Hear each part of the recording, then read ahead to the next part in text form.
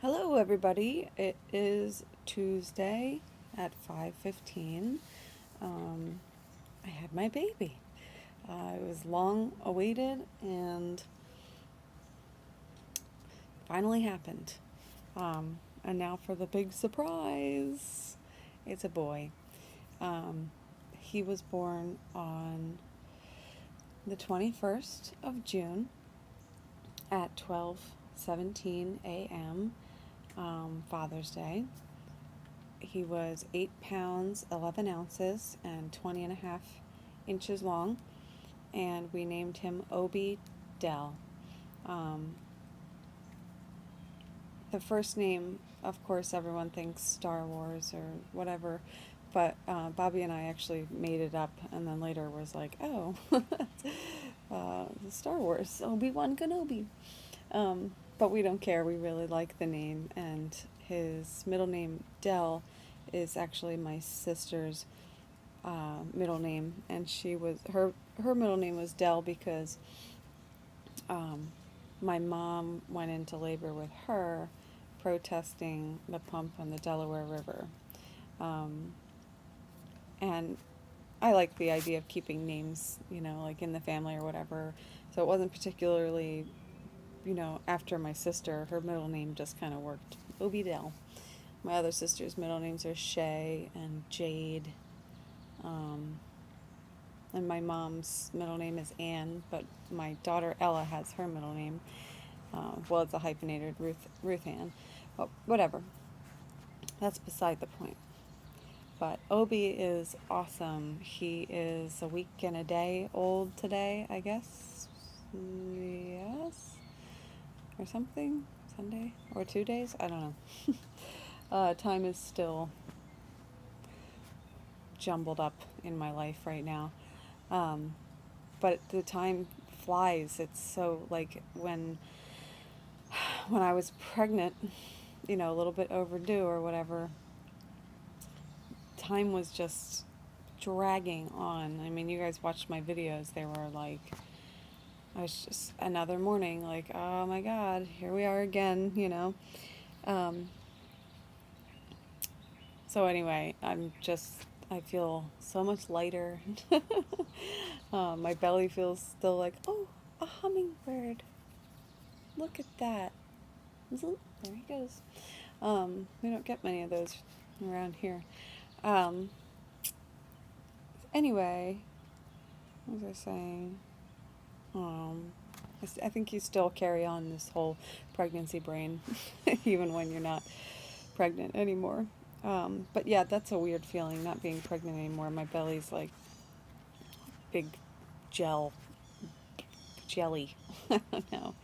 Not so much after it being a week, but right, that's the weirdest feeling is right after you have a baby, just pushing on your belly, and it's just this void. There's nothing there. It's so weird. Um, so I guess I'll get to the story. This is going to be a long update for those of you who are watching, because I would like to go in depth with it. Um, so I guess I'll start with where it all started. Not where it all started, but um, I, what day was it? Okay, so I woke up on the 20th, whatever day that was. I don't remember if it was Sunday or Saturday. I think it was Saturday. So I woke up on the 20th at 6 a.m. to bird squawking outside of my window.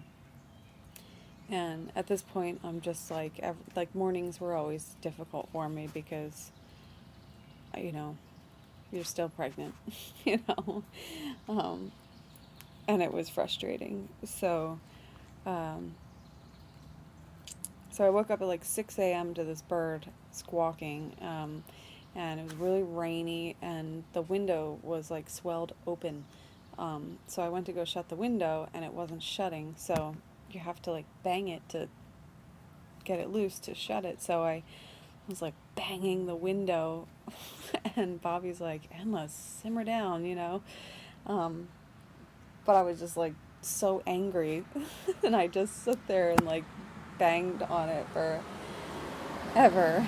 And finally it came loose, and I slammed it shut, and I got back in bed. And I actually did fall asleep, so um, I went to sleep, and I guess uh, I guess I slept for like an hour or so, and I got up and went to the bathroom, and I apparently lost the rest of my mucus plug. Um, and this time, not only it wasn't like it was the day before, because I lost my mucus plug the day before, um, and the day before it was like a whitish, yellowish grossness. Anyway, there was a lot of it, and on the 20th, that morning, when I lost the rest of it, it was the same color but definitely tinged with blood, you know. Um, so I'm sitting there like, all right, something's definitely happening at this point. Um, and I got a little bit excited, you know, and I went and laid back down next to Bobby, and um, that's when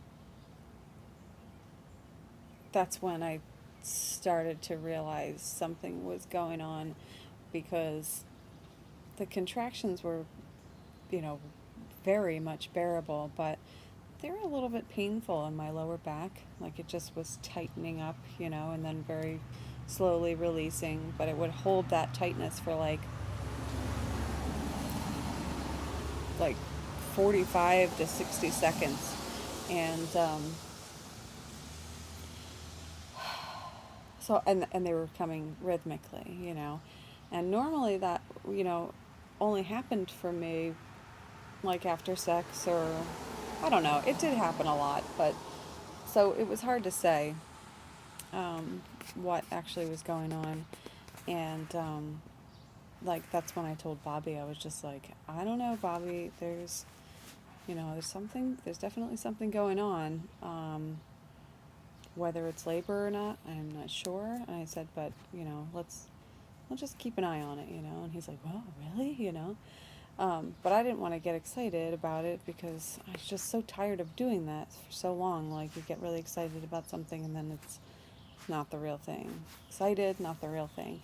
Um, so I was a little bit excited, but anyway, so I got up and went about my day. My sister was down because she wanted to be there when the baby came, but she lives like 4 hours away, so it was either we call her as soon as I go into labor, or she come down a few days, you know, or like that week, and hope it happens while she's down.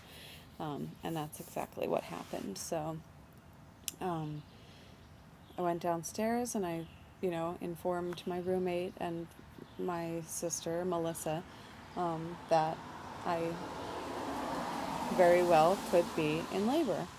And she's like, "Ooh, really?" You know. um, so, but I told them, I was just like, "But don't, you know, don't get too excited, because I don't even know yet if it's the real thing." Um, and anyway, so I just kind of, you know, did what I normally do. I sat down on the computer, went on Facebook, and um, my sister was like, "Oh, cook your breakfast," and she made some strawberry pancakes, and at that point my contractions were getting a little bit stronger, you know, and I started going, okay, now I'm starting to feel like we can call this. This is definitely labor. Um, so I'm going to make another part to this. There may be 3 parts, 4 parts, who knows, but again, if you're anything like I was, nearing your labor date, um, you have nothing better to do. So, see you in part 2.